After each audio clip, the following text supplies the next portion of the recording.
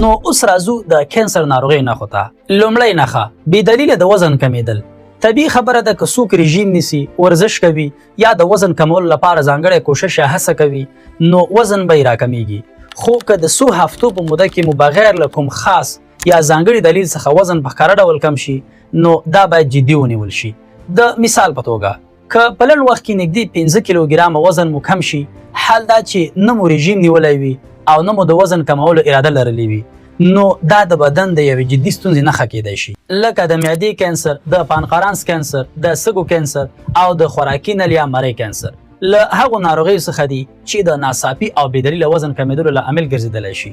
کله ناکله انسان خپله د وزن په کمیدو نه پوهیږي، خو خپلوان او دوستان یې ورته وایي چې جامې دې پراخې شوي دي، بدن دې نری ښکاري او له پخوا ډېر کمزوری معلومیږي. که داسې تغییرات یا بدلون رامنځته شي او تاسې نه کوم خاص فشار، نه د اشتها مشکل او نه هم د وزن کمولو کومه اراده لرئ نو باید دا موضوع جدي ونیسئ او له خپل ډاکټر سره مشوره وکړئ، ځکه کینسر د بدن انرژي او غذایي مواد په ډیره چټکۍ مصرفوي او همدا علت وي چې ناروغ په ناڅاپي ډول وزن لاسه ورکوي. له همدې امله بې دلیله او ناڅاپه د وزن کمیدل هغه نښه ده چې هیڅکله باید له پامه ونه غورځول شي. دوهمه نښه بې دلیله ستړیا. که تاسې تل ستړي یاست، هر وخت د کمزورۍ احساس کوئ او حتی له پوره آرام او استراحت وروسته هم ځان تازه او ځواکمنه احساسوئ نو دا داسې نښه ده چې باید جدي ونیول شي.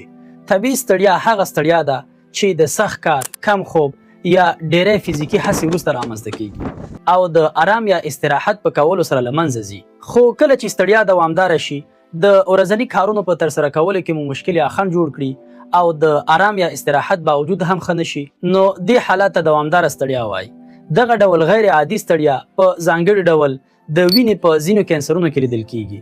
نو که تاسې له اوږدې مودې راهیسې بې دلیله ستړیا احساسوئ او دا ستونزه مو ورځنی ژوند اغېزمنوي نو غوره ده چې ژر تر ژره له ډاکټر سره اړیکه ونیسئ. ځینې ساده معاینات لکه د وینې مکمل یا بشپړه ازموینه یعنی CBC کله ناکله د ناروغۍ د لومړنیو نښو په موندلو کې مهم رول لوبوي. درېیمه نښه د سکین یا پوستکي رنګ بدلیدل.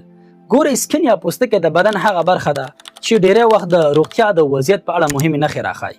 که د پوستکي رنګ بدل شي یا کوم خال یا داغ چې پخوا موجود وو په شکل، اندازه یا رنګ کې بدلون پیدا کړي نو دا موضوع باید له پامه ونه غورځول شي. د مثال په توګه که یو ټکی یا خال چې کلونه په همغه حالت پاتې وو ناڅاپه لوی شي، رنګ یې توروالی یا سوروالی ته واوړي یا یې څنډې غیر منظمې شي نو دا د پوستکي د کینسر له احتمالي نښو څخه کیدای شي. نو بهتره ده چې د پوستکي له متخصص ډاکټر سره مشوره وشي، ځکه ډاکټران اکثره کولی شي د یوې کوچنۍ نښې په اخیستلو سره په اسانۍ سره معلومه کړي چې آیا د اندېښنې وړ موضوع شته که